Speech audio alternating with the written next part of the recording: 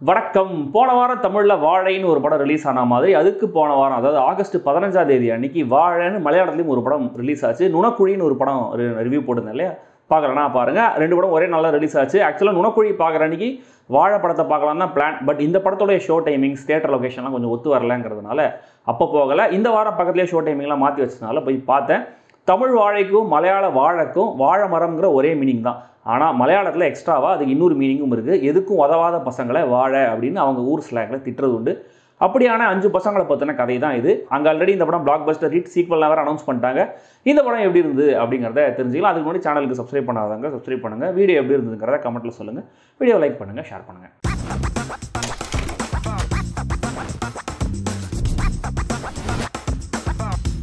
வாழை 5 பசங்க ஸ்கூல் காலத்துலேருந்து காலேஜ் முடிச்சு கெரியரில் என்ன பண்ணலான்னு முடிவு பண்ணுற வரைக்கும் அவங்க வாழ்க்கையில் நடந்த சம்பவங்கள் என்னென்ன, வீட்டில் இருந்த ப்ரெஷர்னால இந்த பசங்களுடைய வாழ்க்கை எப்படிலாம் பாதிக்கப்பட்டுச்சு, இவங்களோட வாழ்க்கையில் நடந்த ஃபன்னான ஹாப்பியான சோகமான விஷயங்கள்லாம் என்னென்ன, கடைசியில் இவங்க உருப்பிட்டாங்களா இல்லையா, எதுக்கும் உதவாத பசங்க இவங்களை பெற்றதுக்கு ஒரு வாழை மரத்தை வச்சிருக்கலாம்னு புலம்புற அப்பாக்களோட நிலைமை என்ன, இதெல்லாம் தான் வாழை.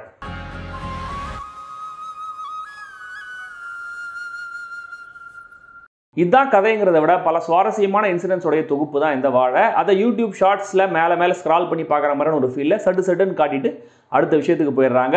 இந்த ஸ்டைலில் ஆஃப் லேட் ஒரு சில படங்களை நம்மளால் பார்க்க முடியுது. அந்த படங்களில் இருந்த பிரச்சனை தான் இதுலேயும். அந்த பிரச்சனையை பற்றி அப்புறம் சொல்கிறேன். அதுக்கு முன்னாடி படத்தோட காஸ்டிங் அட்டகாசம். முக்கியமாக பிரைமரி கேரக்டர்ஸ் நடிச்சிருக்கிற சிஜு சன்னி, ஜோமோன் ஜோதிர், அமித் மோகன் ராஜேஸ்வரி, அனுராஜ், அன்ஷித், இந்த 5 பேருமே அந்தந்த ரோலில் பர்ஃபெக்டாக இருக்காங்க. இவங்க எல்லாருமே அவங்க ஊரில் பெரிய சோஷியல் மீடியா பிரபலங்களாம். பட் செம்ம ப்ரொஃபஷனலாகவே நடிச்சிருக்காங்க. அண்ட் இவங்க எல்லாருடைய காமெடி டைமிங்கும் பக்காவாக இருந்துச்சு.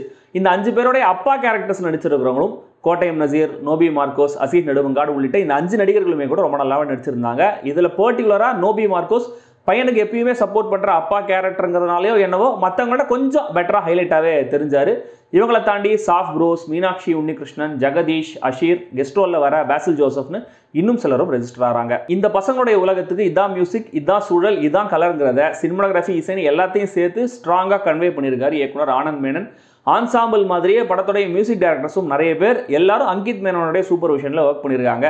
பாடல்கள், பின்னணி இசை ரெண்டுமே படத்தோடைய மூட த்ரூ அவுட் சப்போர்ட் பண்ணி கூடவே டிராவல் பண்ணது ரொம்ப நல்லாவே இருந்தது. ஃபர்ஸ்ட் ஹாஃப்ல 3 கேரக்டர்ஸ் பொட்டி கடையில் போய் எதை வாங்குறாங்கிறத வச்சும், செகண்ட் ஹாஃப்ல சோஷியல் மீடியா போஸ்ட்டை வச்சும் இந்த டைம் லேப்ஸை காட்டின விதம் செம கிரியேட்டிவாகவே இருந்தது. முதல் பாதி ஃபன், ரெண்டாவது பாதி எமோஷன் சென்டிமெண்ட்னு ஒரு ஃபார்மேட்டில் இந்த திரைக்கதை எழுதப்பட்டிருக்கு.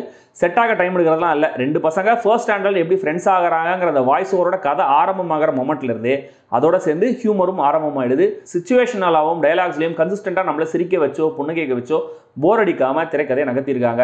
இதில் ஒரு பக்கம் பசங்க அப்பாக்களை நினைச்சு ஃபீல் பண்ணுறதும் அப்பாக்கள் பசங்களை நினைச்சு ஃபீல் பண்ணுறதும் பேலன்ஸ்டாகவே சொல்லப்பட்டிருக்கு. என்னதான் இந்த பசங்களை அப்பாக்கள் ஃபோர்ஸ் பண்ணுற மாதிரி தெரிஞ்சாலுமே கூட அவங்க சைடு இருக்கிற நியாயத்தையும் படம் நம்மளை ஃபீல் பண்ண வைக்குது.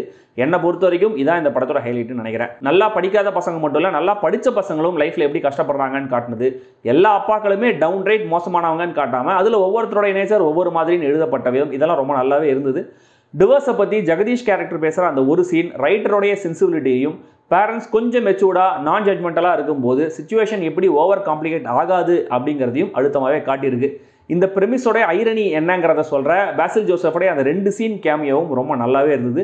அண்ட் இந்த படத்தோடைய எண்டிங்கை இப்படி வச்சதுக்கு ஒரு பெரிய தைரியம் வேணும். பட் படம் முடிஞ்சு ஆடியன்ஸ் வெளியில் வரும்போது சின்ன ஸ்மைலோட தான் வராங்க. படத்தோடைய பிரச்சனை என்னன்னா, ஆல்ரெடி சொன்னேன் இல்லையா, அந்த யூடியூப் ஷார்ட்ஸ் மாதிரி வேகமாக போகுதுன்னு. அதோடைய டிராபேக் என்னன்னா, எந்த மாதிரியான எமோஷனுமே முதல் பாதியில் ஸ்டே ஆகலை.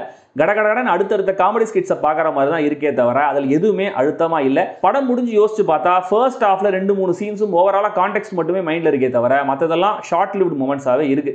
செகண்ட் ஹாஃப்ல அப்பா சென்டிமெண்ட் எமோஷன்ஸ் எனக்கு கொஞ்சம் கேடி பில்லா கில்லாடிறாங்க படத்தை ஞாபகப்படுத்துச்சு. அந்த அளவுக்கு மெலோ ட்ராமா இல்லை, ப்ராக்டிக்கலாக தான் டீல் பண்ணியிருக்காங்க. பட் ரைட்டிங்காக ரொம்ப கன்வீனியன்ட்டாகவே தெரிஞ்சுது. அந்த மொமெண்ட்டில் வர மாற்றங்கள் எதுவுமே மேனிபுலேட்டிவாக ஃபீல் ஆகிற அளவுக்கு ஆர்கானிக்காக ஃபீல் ஆகலை. எல்லாருமே டக்குன்னு இன்ஸ்டண்ட்டாக மாறிடுறாங்க.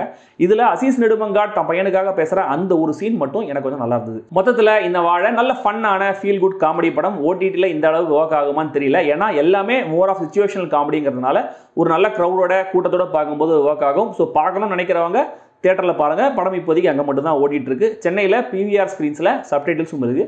படத்தை பார்த்துட்டு உங்களுக்கு எப்படி ஒர்க் ஆச்சுங்கிறத கமெண்ட்டில் சொல்லுங்கள்.